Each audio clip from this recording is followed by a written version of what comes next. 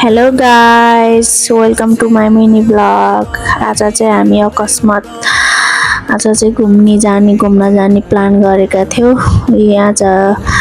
अनि आफ्नो घरबाट यसो खानेकुराहरू बोकेर ल्याउनु भनेर हामी अब जाँदैछौँ च्याङलिङ भाइरल चौर। हामी यतिजना थियौँ स्कर्पियोमा। के अरे नअटेर टेन्सन भएको थियो। हामी यतिजना 10-12 जना गएका थियौँ।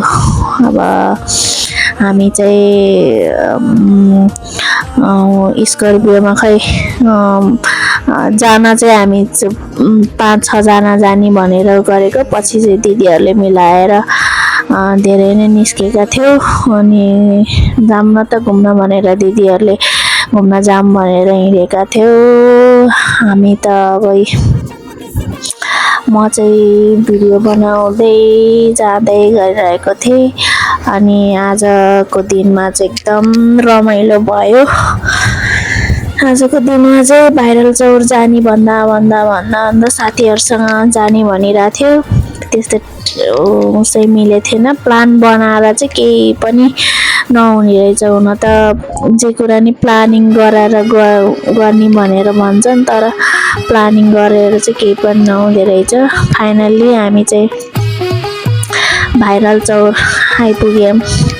यो भाइरल चौरमा यहाँ पार्किङ गर्ने ठाउँ रहेछ। हामी त्यहाँ पार्किङ गरेर घाम चाहिँ अति नै थियो। हामी कति 12 बजेतिर हिँडेथ्यौँ, 1 बजेतिर त्यहाँ पुगेको थियौँ।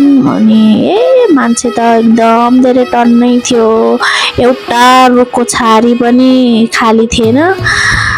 मान्छे चाहिँ सधैँ त्यसरी नै भिड हुन्छ अरे भन्ने सुनेको थिएँ।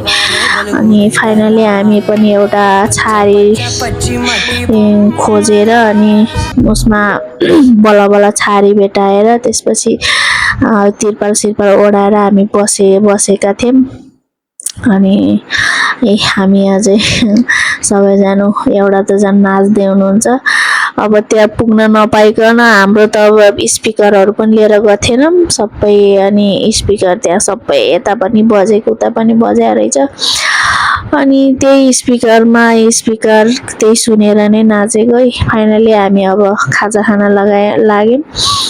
अनि मकै ल्याउनु भएको थियो दिदीले, मकै खायौँ नि, नाचगान पनि गऱ्यौँ। अर्काको डेक बजिरहेको थियो। अनि हामी सबैजना यसरी नाचिरहनु भएको छ। दिदीहरू एकदम रमाइलो भएको थियो। जे भए पनि ठिकै रहेछ। पहिला हामी उता पारीबाट हाइवेबाट हिँड्दाखेरि त्यो चौर कति राम्रो रहेछ, कहाँबाट जाने होला भन्ने सोच्थ्यो।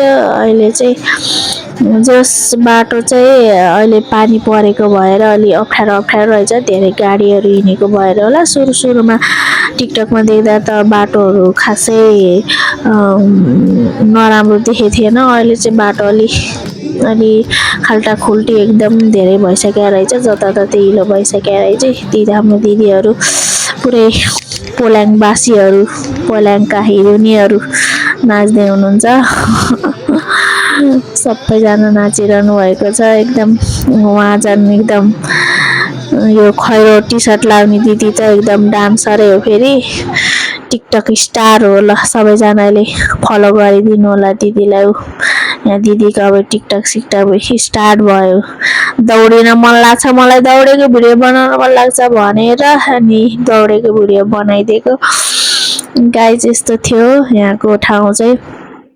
जताततै यहाँ हाम्रो आन्टीहरूको पनि भिडियो बनाइदिएको थिएँ। अनि त्यसपछि हाम्रो टिकटक पनि हेर्नु होला।